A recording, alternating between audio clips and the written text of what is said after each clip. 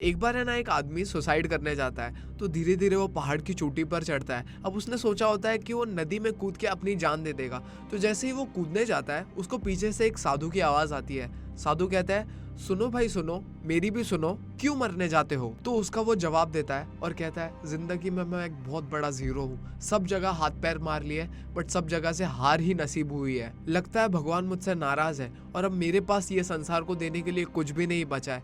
बस उब गया हूँ और मरना चाहता हूँ। तो साधु ने कहा, अच्छा तुम तो मर ही जाओगे बट मरते मरते मेरा एक फायदा करा दो यार। ये गाँव का राजा मेरा एक बहुत अच्छा दोस्त है और वो थोड़ा सनकी और झटकी टाइप का इंसान है। उसे चीजें इकट्ठा करने का बहुत ज्यादा शौक है। तो मैं क्या करता हूँ, मैं ना तेरी आंखें बिकवा देता हूँ, मुझे कम से कम ₹1,00,000 मिल जाएंगे। तो अब साधु और आदमी राजा के पास गए और बात बताई। तो राजा ने कहा, ठीक है खरीद लेते हैं। अब यहाँ पे उस आदमी को रियलाइज हुआ कि यार मैं एकदम भी कंगाल नहीं हूँ, सिर्फ आंख बेचने पे मुझे ₹1,00,000 मिल रहे हैं। मरने की तो भूल गया और उसने सोचा यार ये आंख बेचना सही बात नहीं है। तो राजा ने कहा, अगर ज्यादा पैसे चाहिए तो ज्यादा पैसे ले ले, तुझे ₹10,00,000 देता हूँ मैं, तेरे हाथ भी खरीद लूंगा, पैर भी खरीद लूंगा और जितने सारे बॉडी पार्ट्स है सब खरीद लूंगा। तू तो वैसे भी मरने ही जा रहा है ना। तो साधु ने कहा कि सिर्फ आग बेचने के लिए वो तुझे ₹10,00,000 दे रहा है, बाकी सारी चीजें बेचेगा तो तेरे पास करोड़ों आ जाएंगे। ये मोमेंट में वो आदमी ने रियलाइज किया कि वो कितना अमीर है और उसके पास कितना सारा है देने को।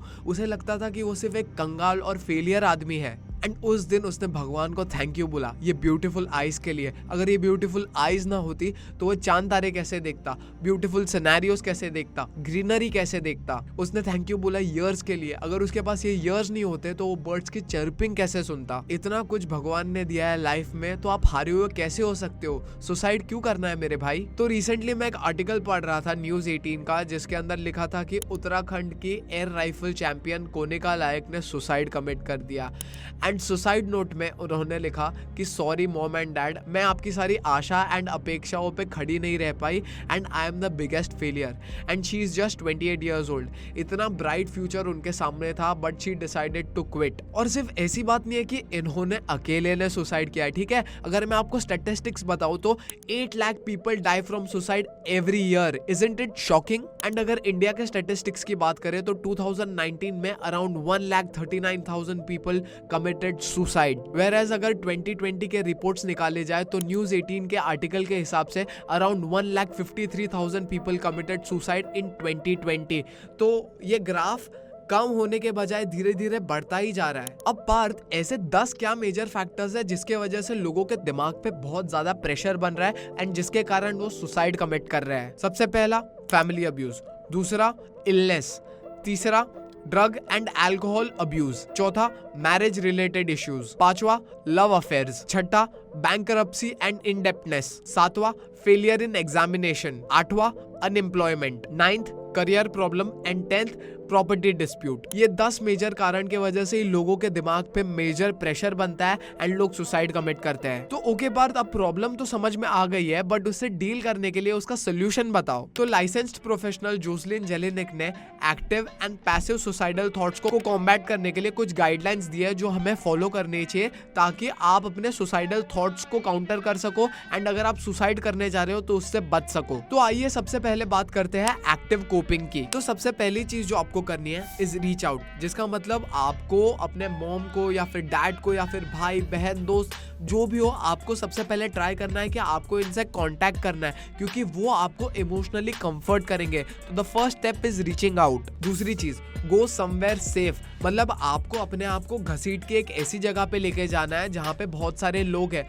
पब्लिक स्पेस हो सकती है, लाइब्रेरी हो सकती है, आपका दोस्त का घर हो सकता है। You get my point. Just go to a safe place. Third, get rid of tools and weapons that can harm you, मतलब आपके घर पे जो भी ऐसी चीजें हैं जो आपको नुकसान पहुंचा सकती हो और आप अकेले हो तो सबसे पहली चीज आप ये कर सकते हो कि वो सारी जो शार्प टूल्स है वो आप कबर्ड में डाल के उसकी जो चाबी है उसको या तो फ्लश कर सकते हो या फिर अपने नेबर को दे सकते हो। बट बेसिक एजेंडा यही है कि अपने आप को प्रोटेक्ट करो। Number 4, avoid alcohol and drugs. जब भी आप ये सारी चीजें करते हो तो आपकी एनालिटिकल एबिलिटी एकदम कम हो जाती है। तो अगर आप सुसाइडल फील कर रहे हो तो ये सारी चीजों को अवॉइड करो। Number 5, breathe and distract yourself. आप 4-7-8 टेक्निक यूज कर सकते हो, जिसके अंदर आप 4 सेकेंड इनहेल करते हो, 7 सेकेंड्स को होल्ड करते हो एंड 8 सेकेंड्स के लिए एक्सेल करते हो। जब भी आप अपनी ब्रीदिंग को कंट्रोल में लाते हो, आपका माइंड अपने आप कंट्रोल में आ जाता है। अब ये तो था जब आपको एक्टिवली सुसाइड करने का मन कर रहा हो, बट कई बार आपको पैसिव थॉट्स आते हैं। तो पैसिव कोपिंग के लिए भी कुछ टेक्निक्स है जिसकी गाइडलाइंस आपको फॉलो करनी चाहिए। नंबर 1,